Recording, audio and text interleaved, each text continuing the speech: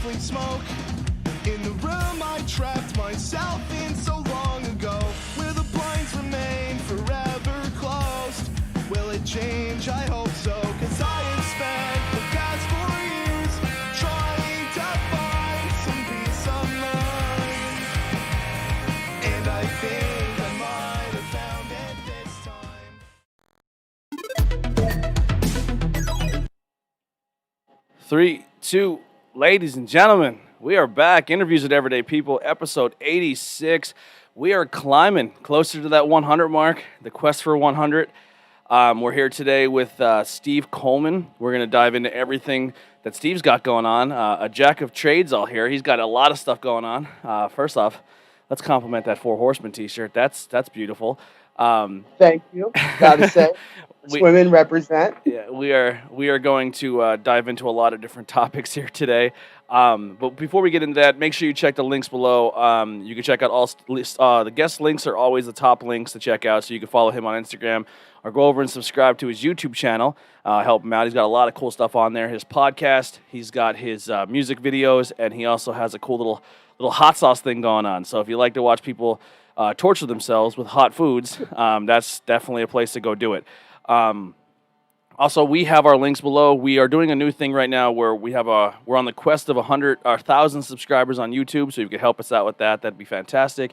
Also, we have the merch page below. So if you buy any merch, please make sure you send us a photo with you in that merch, because we are going to work on, for the 2-year anniversary of the show, which is coming up in a couple months, we're going to do a collage of everyone who's bought merch for any of the shows and use that for our intro videos. So it's going to be a huge thank you to you guys for helping this channel grow and become what it is right now. If you are watching this now, hit that like, share, subscribe. Make sure you hit the share button, especially on Facebook. The more people see this, the more people find out about it. I am looking to book guests currently for September through December. So if you have any interest of doing the show, or anyone that you know will want to do the show, hit me up as well, and we'll get that figured out. All right, business is taken care of. What's going on, man? Chilling, man. Feeling pretty good. How are you doing today? I'm good. I have a lot of acid reflux. I had too many beers and pizzas last night for SummerSlam, so I feel like a fire-breathing dragon. So that's always fun. I'll tell you, man. Last night I was talking to you a little bit off air about it, but we did a hot sauce gauntlet, me and a couple of my friends last night. So we went through 12 different sauces, including 2 that are our own homemade that we're going to be selling coming up here. Oh, wow. But the big one that we did last night was the bomb, which people know from Hot Ones. And my one buddy, Tim, he just loaded it up, not knowing what he was getting himself into. Dude almost pooped himself on air. You can curse. You can curse if you want. You're allowed to curse on here. Yeah. Himself on air. Dude just took this huge fart, almost shits himself, and at the end of the day, the fucking audio didn't record, so we lost the entire thing. Oh. I've been there. That has happened before on this show many a times. I've done things where I recorded through the microphone on the laptop and not the microphones in front of our faces. So growing pains of podcast, man. I've been there. I've done a hot sauce challenge. We did an episode with Hotheads Hot Sauce. They're out of Carlisle, Pennsylvania. So if you're looking to do some hot sauce collabs, definitely hit that guy up. But yeah, it was not fun. His hot sauces taste amazing, but I'm not good with hot food at all. It's something that I've always been into. Like, since I was a kid, I've been a hot sauce person. And it's just been, growing my collection over the years. I have, 70 or 80 different bottles. Holy I was finally at the point where, dude, I should just record this. Because all my friends want to try my sauces anyway. Yeah. Fucking record it, put it out there, and see what we can do with it. Yeah, my buddy's band does a hot sauce thing. For every album they come out with, they put a hot sauce out with the album. Yeah, nice. They're called Crowbot. So okay, if you ever check them out, I think for a while there they had the hot sauces on sale online, but I think they sold really, really quick. But I have 4 bottles. I just didn't open them. How does hot sauce work? If you don't open them, they'll stay fine. But if you open them, then you have to keep them refrigerated, or it really depends on what's inside of the sauce. So, if it's a really fruit-based sauce, heavy vegetable sauce, you're going to want to refrigerate it afterwards. But, your basic Frank's, Crystal, anything like that, you're good to keep it out for usually up to a year, maybe 2, depending.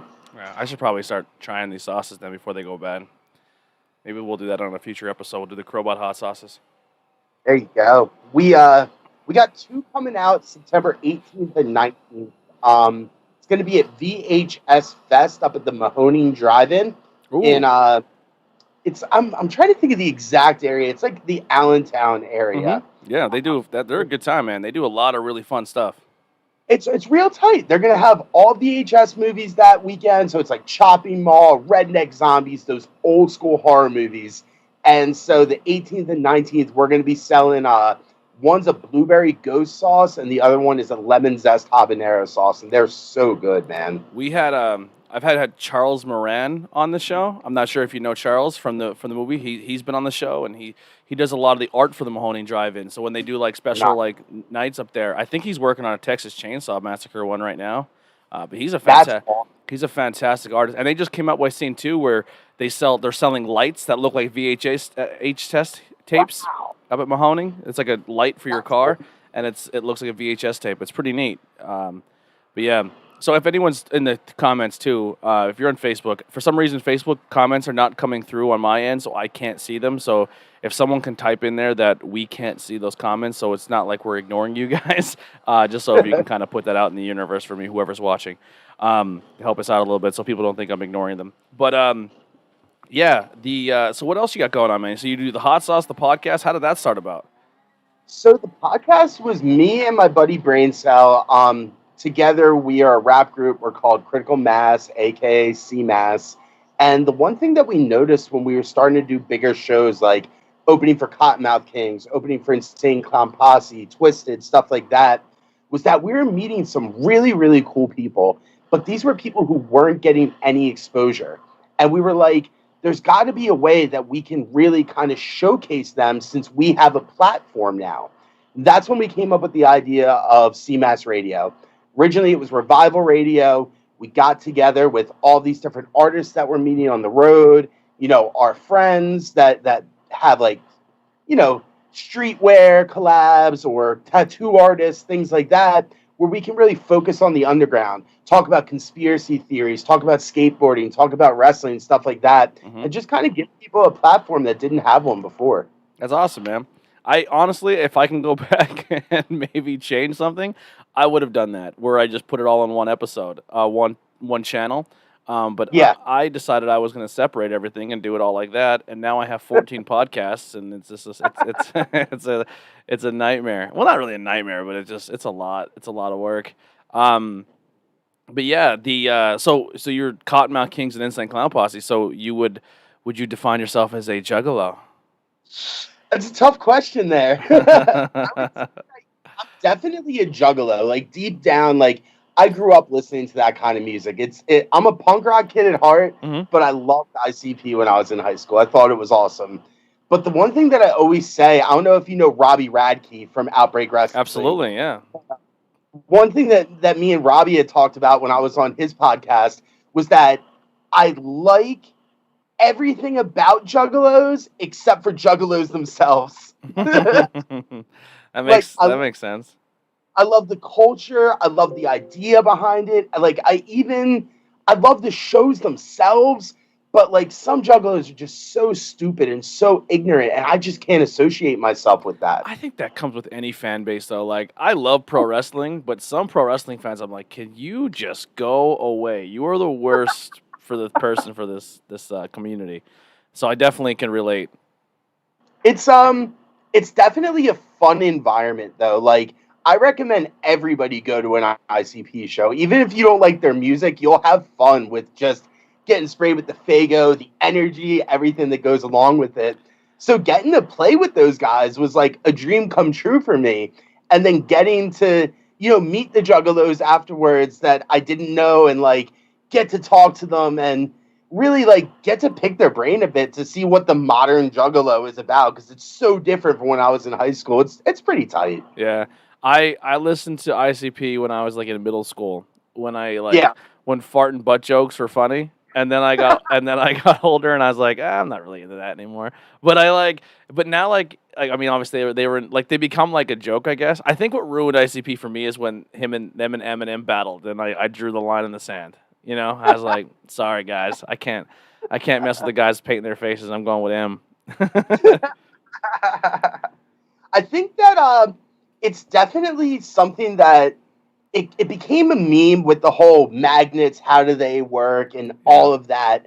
But when you look at them now, they've definitely come full circle and are like really hardcore social justice, Yeah. really hardcore Black Lives Matter, stuff like that, which I can totally get down with. So if they're going to put out a good message like that and it's going to get some people on the right side of the cause, fuck yeah, let's do it. Yeah, absolutely. I think my one friend, he put because I have a lot of musician friends as well, and someone made a post where it's like ICP is helping the Save the Children cause, and then someone just and his comment was, "Did I just become an ICP fan?" uh, yeah, it's awesome, man.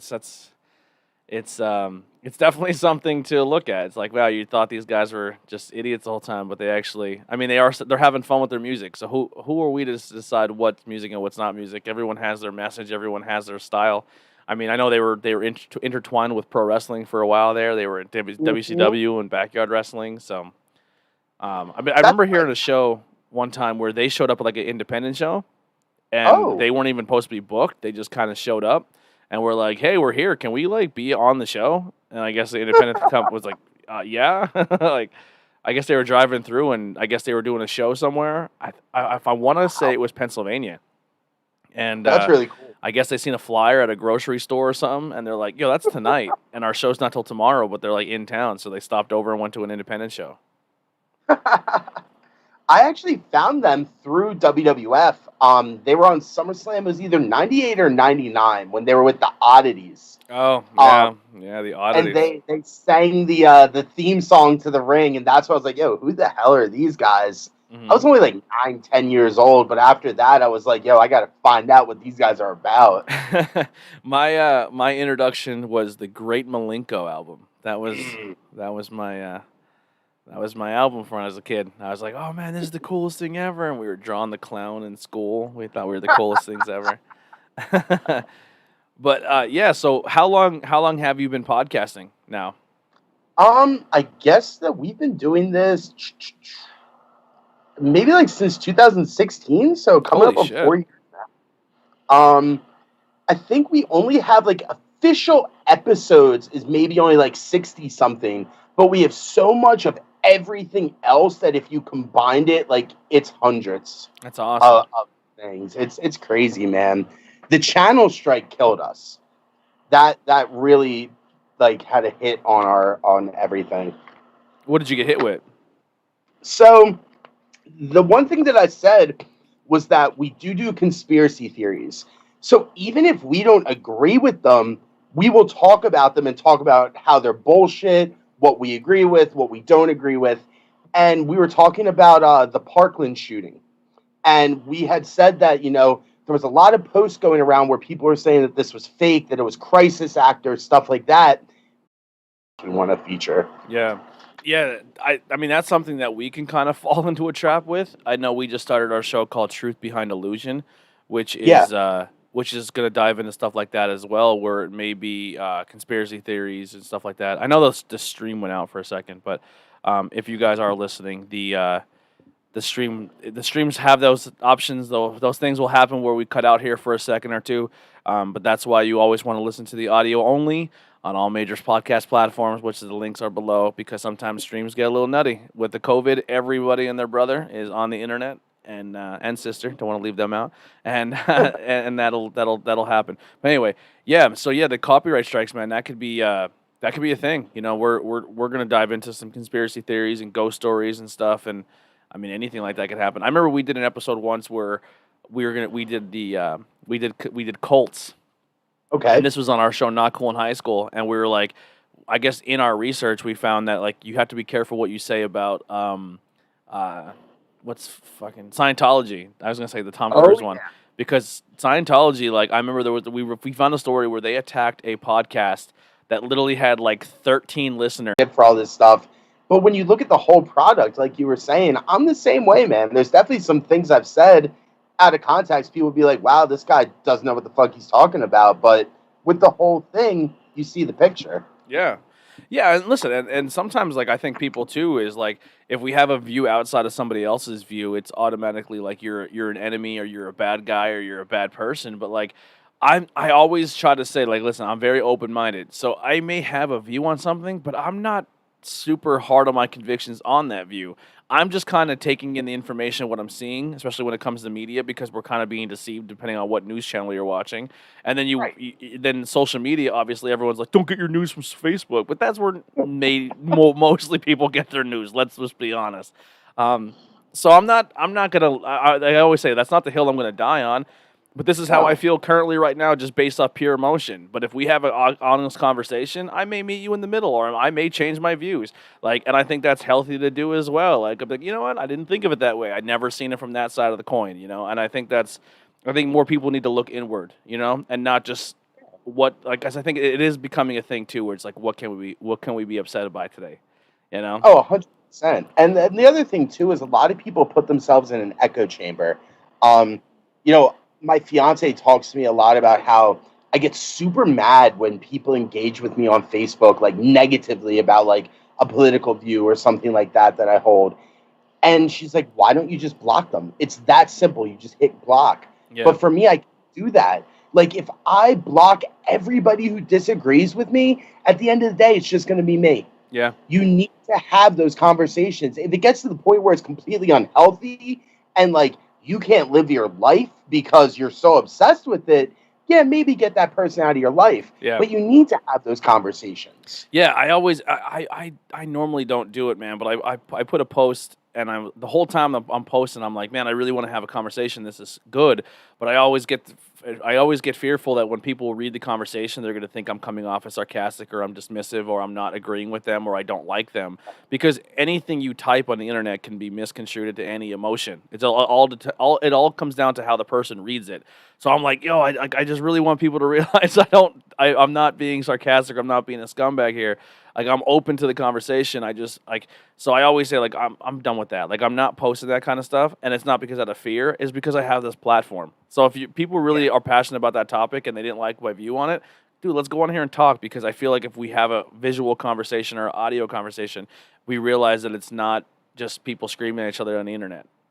Exactly, because that's all it is at the end of the day right now. When Yeah. you're just going through your Facebook feed, it's just you're not changing anybody's views with what you're typing. It's these Yeah. conversations. Like No you one said, ever that- went on a Facebook post, seen a meme, or seen John post something, and then everyone's like, you know what, John's right. You know what I mean? No, it's a bunch of people who agree with John, and then it's a whole bunch of people who disagree with John, and then we just create another battlefield on the social media platform. And then people turn around and say, social media is stupid, I hate it, it's the worst thing ever. And I'm like, it all depends how you use it. With anything else in life, it all depends how you use it. If you consume it the wrong way, or you consume too much, it can be a problem. If you Exactly. if you use it the proper way, it'll be great. It's the ego trap. Mhm. That's what it is. People get so wrapped up in these online personalities because what you have on your Instagram, your Facebook, whatever. That's a whole different. Your phone person of- disappeared. That was funny. Yeah, You held your phone up and it didn't exist. You're like holding up nothing. But like that's a whole different Anthony. That's a whole different Steve. There's Facebook Steve. There's Instagram Steve. There's interviews with everyday people Steve. All that's going to be different. So you have that ego trap where Yeah. you're getting wrapped up in what you're posting on Facebook, like that's your true identity, when it's not. Yeah. You're getting so hurt because people are disagreeing with the views of Facebook Steve that you think they're coming at you personally when they're not.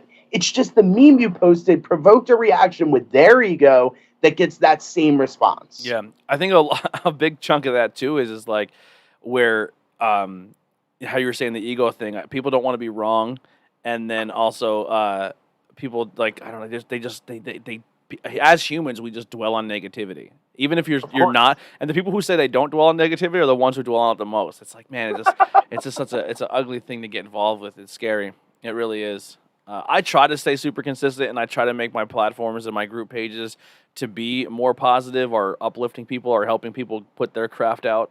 So I try to do that as best I can. Like I try to make social media a better place. I hope more people and then people who buy into that or look into it or join the family or the groups. They seem to agree with it. It's just tough, man. It's hard. It's really hard.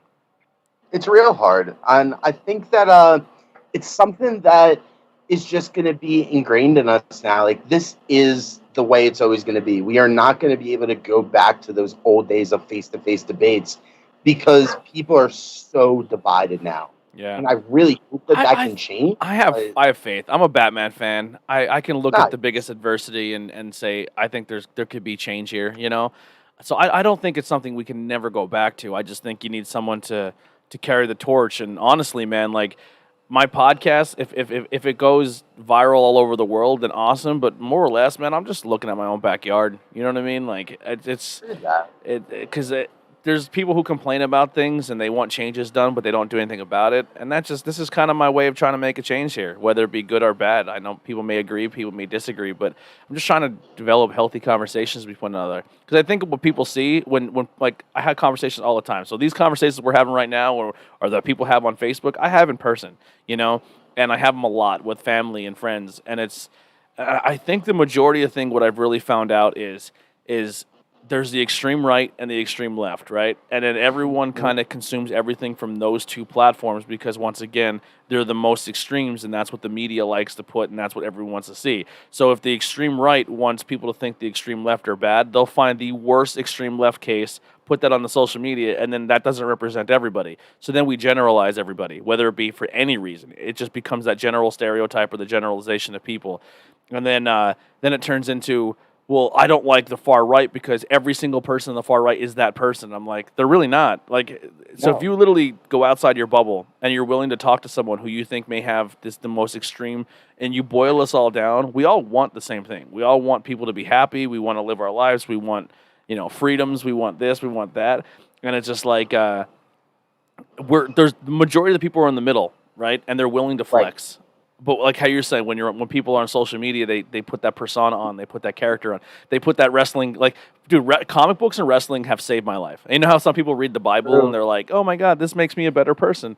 I watch wrestling and I'm like, "Oh, that person's a heel. Like that person's playing a heel. Like there's no way that person is that person in real life." Or I read a comic book and it's like the world is dog shit, but then someone stands up above it all and makes it a better place, and then he inspires the masses. It's like that's Jesus. Batman's Jesus to me. Like that's the closest thing. Like I don't know. It just. I mean, continue. I was gonna say I definitely noticed that. Like I'm a poli-sci major. So like my big goal is I'm trying to get into politics. Like I want to be a state senator one day. Like that is my ultimate goal. That'd be cool. But the one thing I've noticed from like all of the classes I've taken, all the debates that I've done, is that my wrestling has made me so good at it because I can cut a promo. Yeah. That's all. That's all. It's cutting a good fucking promo. And it's like today you're going to take the position that's the Republican side. Tomorrow you're taking the Democrat side. It's like, okay, today I'm a heel. Tomorrow I'm a face. Let's go. Come on. Dude, that's why I think Trump won, is because he cut a promo. He went out like all the other, like Biden just did his speech. And from a presidential speech, like someone who's going to be a candidate for the president, Biden killed it in that. Like I'm not a big politician and I don't really follow the right or the left, but I feel like as someone who does live in the country, I should probably look into it a little bit, but I don't pick a side. But I think Biden's speech was good.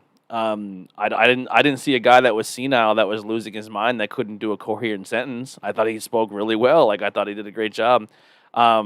But that what he's going against in Trump is exactly why Trump got elected. He went out there and he came out like Stone Cold. The glass shattered. Trump walks out. He chugs 3 beers. He throws them in the air. He whips the crowd off. He does a DX crotch chop, and everyone's like, "I like this." You know what I mean? Like 100% that, man.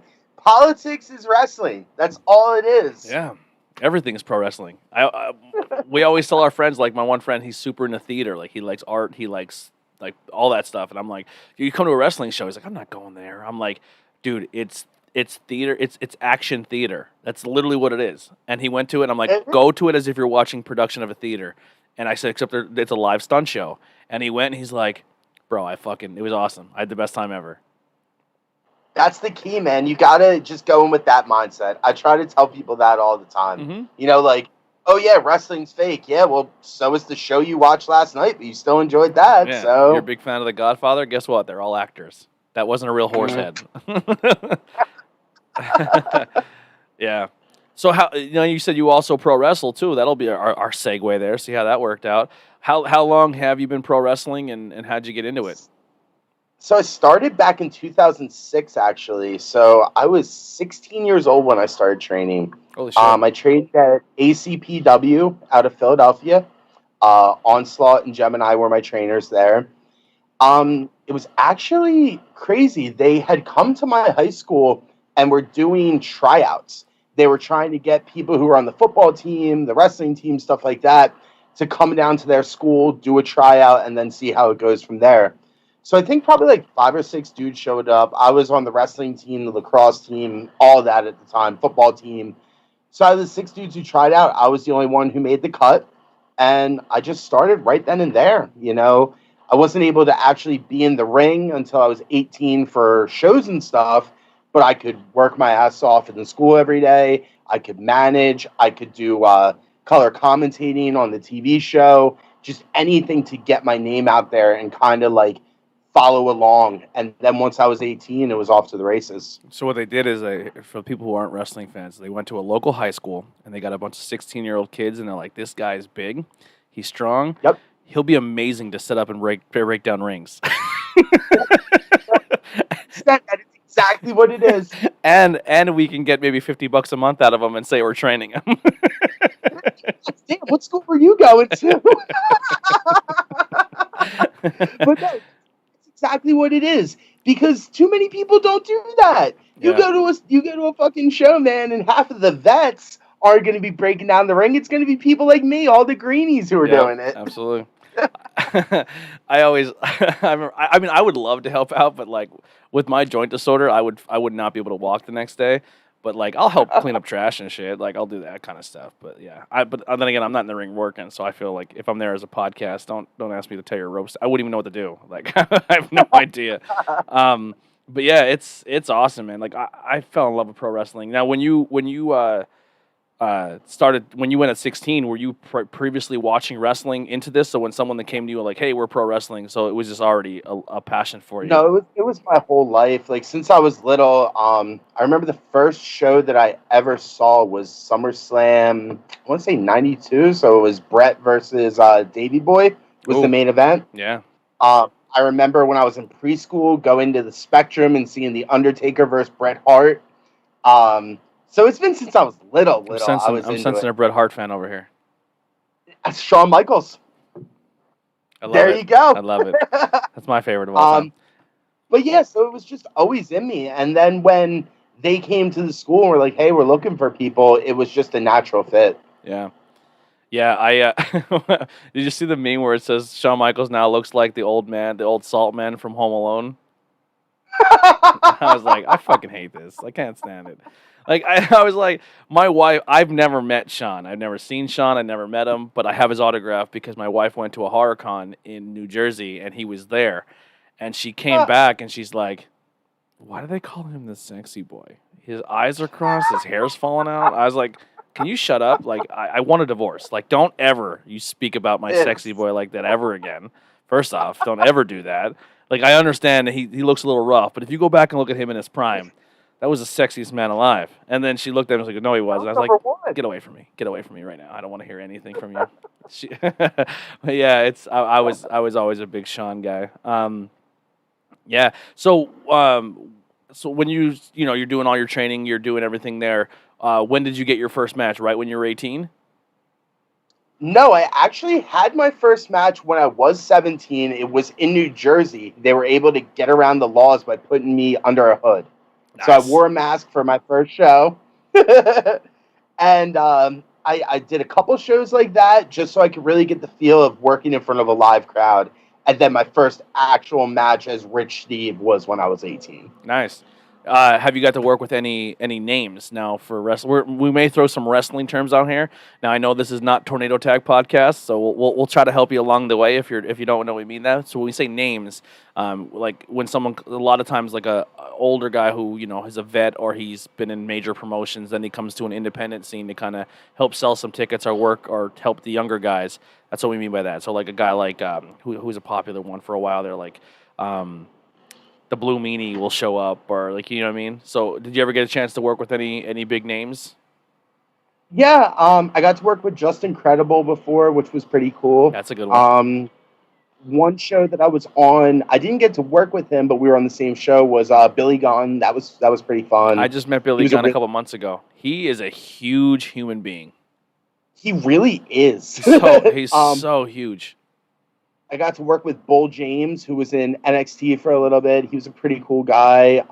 The Rockin' Rebel, I worked him before a few times. New Jack, I've been in there with him before. That's terrifying. So that one was one where honestly, like, I got there, I was managing that night. I just stayed as far away as possible. Because he'll stab you if you're like. Hello, sir. Nice to meet you. Shake the hand. I go to my corner, and that was that. Mhm. Yeah, if So you're into like stuff like the Tiger King, right? So like the Tiger King was huge. Just go watch Dark Side of the Ring, because some of those stories where you think the Tiger King is screwed up, go watch some of those Dark Sides of the Ring. You're like, wait, this happens in the wrestling world? You're like, oh yeah. Like this guy we just talked about, New Jack, like he tried to murder people in the ring. Like legit, like pulled a knife out and stabbed people in the ring. Like he's a psychopath. the man's a bounty hunter. He has multiple justifiable homicides on his record. Yeah. What was the whole case where the guy was working him too hard, so he just like pulled his shank out and started stabbing the guy? Like, That was the mass transit incident. no, not the mass transit one. This is years after mass transit. Where'd you go? Down in Florida? I think so. This is the years. This is like more recently where he shanked the dude. Okay, I do know what you're talking about. I forget the name. I was thinking you were meaning Florida Joe, who was like the 80-year-old man that New Jack also stabbed in the ring. Yeah, but crazy, man. So who else? I actually grew up with the Sandman's son, Tyler. He's a really good friend of mine. Well, you're down from the Philly area, so that's like the whole ECW lineup down there. Yeah, so I mean, I've done autograph signings where I've been at the same table with Nunzio before, and I got to travel with Nikolai Volkov a few times. Rest in peace. He was one of the nicest dudes ever. So yeah. I've been around a bit. Now, were you involved with like the CCWs down there, or the Chikaras down in Philly at all? No, I was never involved with Chikara. I had some conversations with Quackenbush about going there, but I didn't do it. I have been to Monster Factory. I've been on Monster Factory shows before, which is New Jersey. A lot of people, if you don't know, they're like one of the big schools on the East Coast. Yeah. So Danny Cage is the person who runs that school, but a lot of people, like the Samoans, and I can't even remember who else, but a lot of people have come through that training school. Yep. PWU, Pro Wrestling Unplugged, was another Philly promotion back in the day that was like warring with CZW at the time. I've done work with them, but other than that, my main base was ACPW for Philly, and I didn't really branch out from there. Yeah. Awesome, man. Have you ever get a chance to hold a title? Did you get any accomplishments in that aspect? Yep. You're looking at nobody else's but for you, baby. 2-time tag team champion. Number 1 would be with Impact Society at SSW with my cousin Adam Armstrong. And then number 2, I am the first and only solo tag team champion at Rampage Pro Wrestling, where I held that belt by myself for a good 6 or 7 months. That's awesome. You were like Strowman before Strowman, you know?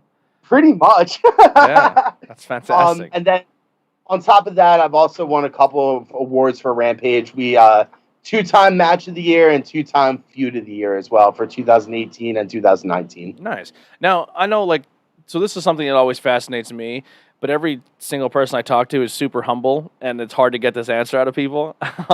But when a company comes to you and says hey, we're gonna put a strap on you, we're gonna put a title on you, what goes through your head at that point? I know a lot of guys, they always try to keep cool. They don't want to mark out, or they don't want to, But if it was me, I'd probably get emotional, man. I'd be like, you want me to be your champion? I don't know, if that's me personally, you grow up as a kid and your whole time you hold toy belts, so you see a title or you see this or whatever the term you want to use, belt or title, I don't care. Say what you want. Who cares what Vince tells you what to do? But anyway, but I don't know, if a promotion comes up to you that night, and you're not getting paid much, you're going out there, you're risking your body, you're working a full-time job, you're doing something you love, and then you're also doing it with a bunch of guys who, they're doing the same thing you're doing, and then they come up to you and say, "Man, we're going to put a title on you tonight." What's that initial feeling like?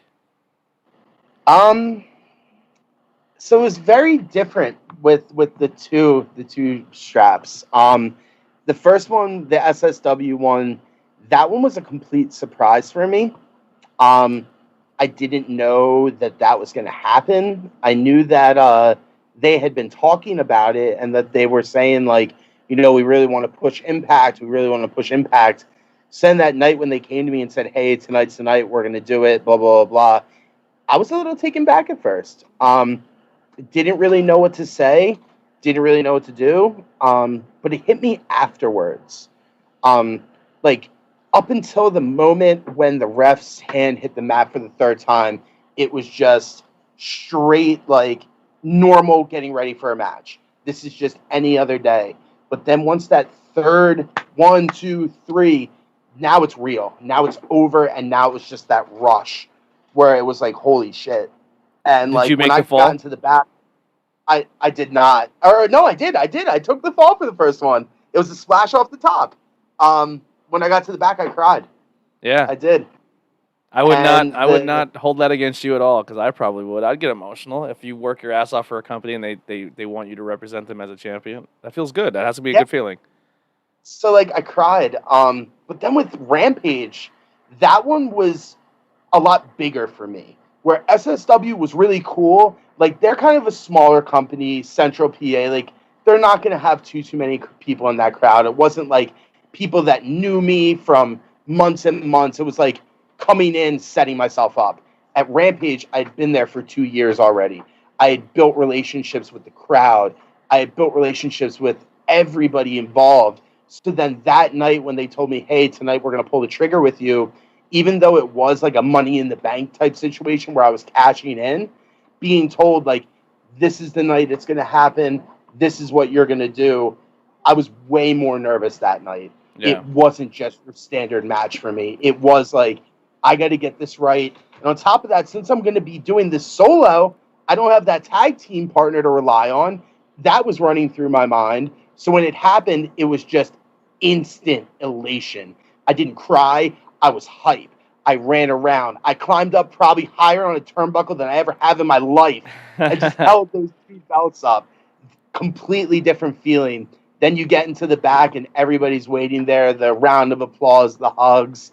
It was tight, man. It was real tight. Yeah, I got really fortunate, man. When I started doing this podcast, network, we'll say, because I know this interviews every people. It's the one that started it all. But like with Tornado Tag, like going from just being a fan and then just sitting here around a table and talking pro wrestling with your friends, and then a promotion to even like contact you and be like, hey, do you want to come bring your equipment and do this? So like how it really started for us was we would go to the shows as just fans, and we would sit in the crowd, and on the way home I would bring a recorder and we'd put little lapel mics on us, and we would drive home and we would just do a podcast talking about the show, and we would do like a review about it, and we would put guys over and we'd say what we liked and what we didn't like, but in a respectful way, because I think that matters. You don't go to a promotion and shit on them if you ever want to work with them, but you have to, you can also be honest. Don't blow smoke up people's ass. You gotta find a way to tote that line. And then it got to the point where it's like, yo, like we love your car ride home episodes. And I was like, cool. And they're like, do you want to come and like shoot content here? And I was like, that'd be amazing. Like Outbreak. We only got a chance to do it for 3 promotions so far, but like just to be given that opportunity to be backstage and seeing what it looks like when people are getting ready for their match or how they're going over their stuff in the room, and like it's just I have a high respect for it. Like I truly, truly do, and it's like I don't take it for granted, and it's something that like it means a lot to me. Like I'll never step between those ropes and be a professional wrestler, but I can still kind of be somehow part of the show or part of the business in a way, or help like record an interview with somebody. It's a really, really unbelievable feeling, and it's just if you're a fan of the sport or a fan of the entertainment, whatever you want to call it, it's just there's nothing like you can experience. Like my best, one of my buddies here, my best bud is Header, you know, and I sit with Header 3 days a week, and we do podcasts all the time, and then you see him transform before his match, and he's headbanging and he's spraying himself with water and he's psyching himself up, and it's just like, yo, I'm proud of you, man. Like I never seen that aspect of you. Like I never seen that switch flip. And then he goes to the ring and does his thing, and like one night he's a good guy and then one night's a bad guy, and then watching him win a title, I was like, oh my, it wasn't his first title, so like it was like for him it was like, cool, I'm a champion. But for me, I was like, that's my buddy, he's a champ. Like, you know what I mean? Like it was He's like, fantastic, by the way, man. yeah. Anybody who's a wrestling fan watching this who doesn't know about Andy Header, like, please go check him out. He kills it. Man. Yeah, and he's been doing it a long time, man. He takes it super serious, and it's just he's a good dude, man. Really good guy. But he's if you do watch Not Cool in High School, Andy's on that one all the time with me. He'll be here tonight. We're gonna be recording Truth Beyond Illusion, which will be live 9:00 over on Facebook, YouTube, and Twitch. So definitely check that out. And I'm doing back-to-back duty tonight. And then, yeah, man, it's just a cool thing. I don't know. I took a break from pro wrestling for a while, and I wish I didn't. I fell really hard into the mixed martial arts thing, and Yeah. I mean, I still watch it, but I think right now, like, I don't even care if the sports aren't happening because like there's so much pro wrestling to watch.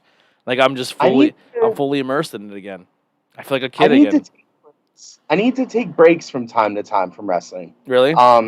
Yeah, because I think part of the whole thing for me is as being a part of the business, I lose the luster that I have for it. Yeah. Where like it becomes such a chore some days where like all of the backstage drama and this, that, and the other, where like I'll be watching a match and I'll just be critiquing it.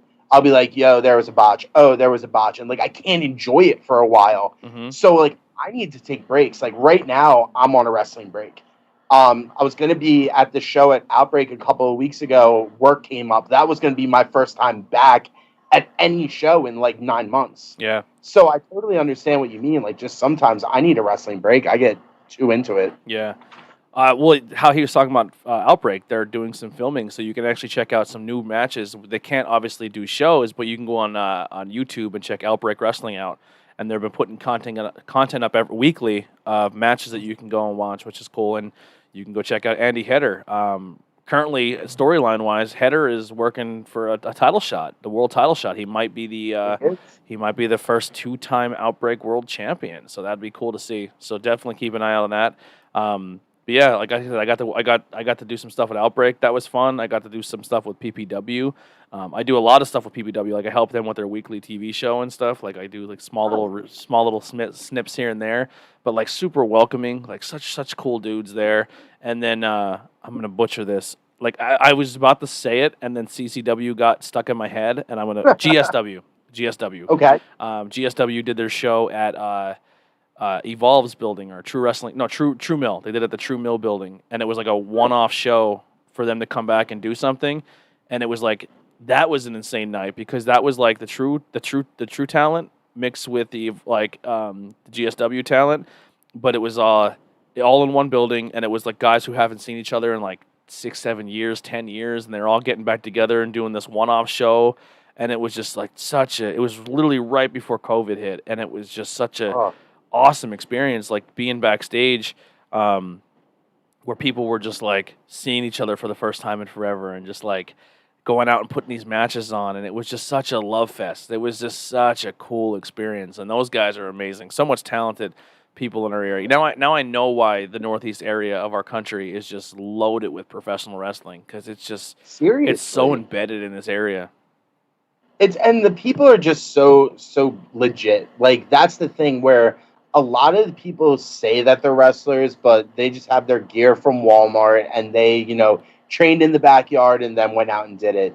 In this area, everybody is so legit. Yeah. Everybody's so good. You see, we were talking about Outbreak. They go to the Hamburg Fieldhouse, which historic. That was a WWF venue. Yeah. You see CZW, the buildings that they run. It's really cool, man. Like I'm a shitty wrestler. Like my friends are really good. Like I'm just here because I can talk. Yeah. If you want to see some real good wrestling, though, like this is the area. Those are companies around. Yeah, it's awesome the stuff that's going on, and like a lot of these guys you're watching on TV right now, a lot of them wrestled in these parts, man. Like probably the biggest dude right now on AEW is Orange Cassidy, and he was a Chikara guy. I mean, not many people know that, but you got Nyla Rose, you got Sun Kiss, both of them. I've been on shows with them. Awesome people, man. Nyla is she's a beast, man. I love. She is I'm a beast. fan. I'm a fan of hers. Do you ever see the photo her and Header did, where they were No. like looking like they were about to fight each other, and they took it and added the Mortal Kombat health bar and added fight in between them, and I was like, that's awesome. Yeah, she's super cool, man. And she wrestled in this area, and now she was the first, no, second AEW champion. Yes, because the first one was I'm terrible with Japanese names. The real tiny girl. Yeah. Trying to think who else in the area. Another one in this area, man. I don't know if you ever got a chance to work with him. Deshaun Pratt. No, I never got to. Oh, he is unbelievable. I just watched. He's just a really cool dude too. But I just watched for the best of PPW, which you go watch on YouTube and stuff like that, and Facebook as well. He did a match with Drago, which was awesome. Such a good match. It was like his old roots of like Chikara and stuff in there. That's all. Yeah. Awesome. I actually went down to Florida. I guess this was 2 years ago. Me and Drew Bronson. I don't know if you remember him. Yep. He's an Outbreak guy. DB Craft. Yep, exactly. DB Craft. We went it. down to Florida for, I believe it was, who was it? Was it Evolve? It was Evolve because it was off of an Evolve seminar. They were doing like an NXT type startup thing that they were trying to do. So you had like Kincaid was on there, Sammy Guerra was on there, like a bunch of those dudes that were just starting to really blow up before they hit TNA and then AEW were all on the show with us, and it was crazy to see, man. Adam Cole and also Drew Gulak. Yep. What's bro? I just had a brain fart. Why can I not think of his name?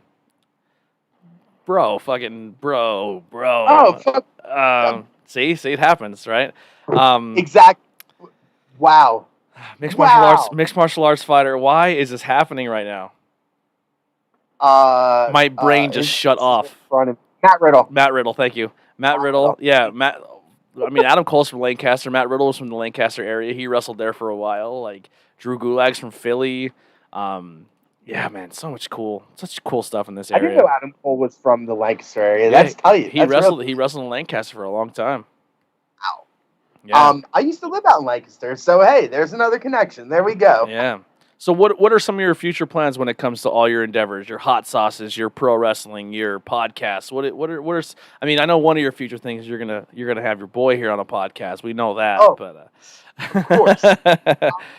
Honestly, man, it's just to keep building and keep growing. You know, we just crossed the 1,000 subscriber mark like a month or so ago. Congratulations.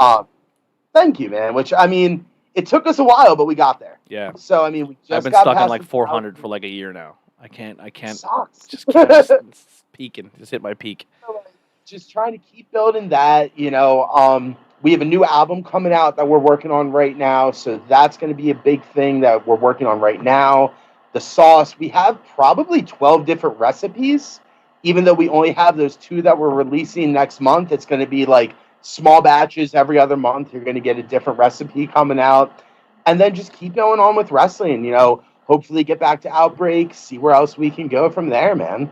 Perfect, man. Well, I'm super excited about it. Anything else you want to get out there? You want to talk about it? You want to plug before we wrap this up? One thing I do want to say is make sure that you get out and vote. It is really, really important. This is a super, super important election, guys. If you go, my work is Terra Vita Holistic Centers. We're a medical marijuana facility. We have a program called Terra Vita Vowed, which is for the victims of the war on drugs. And one of the big things that we're pushing for right now is just register, get yourself out there, and make your voice heard.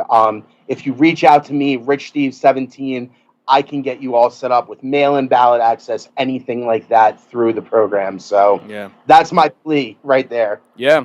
Do you think? Well, before we get at it, we'll open up a can of worms real quick here.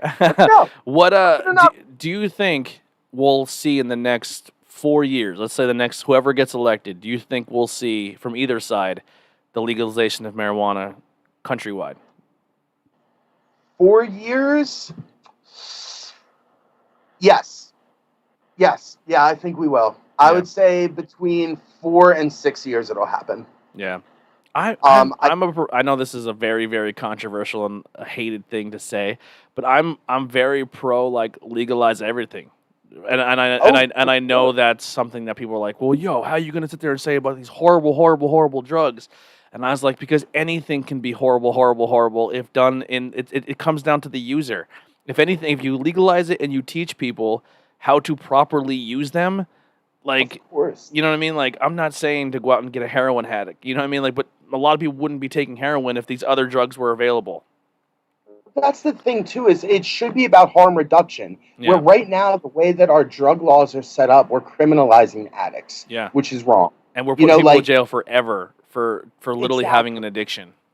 And it might be like, yeah, they do some really shitty stuff. Like maybe they rob you, they do this, they do that. But the majority of people who are using these are not criminals. They're just trying to get a fix. So if we eliminate that need for people to run out and steal to get it, if they can go to a safe injection site and have somebody give them a sterile needle, shoot them up properly, yeah, we're not helping their addiction, is what people will say. While they're there too, if they do overdose, if they're at that place, they overdose, they're gonna go home to their families, you know. They're gonna get right away. Yeah, or while they're there, they can also seek help to get that help too, because all those people think it's just a big party. Those safe injection places, it's not.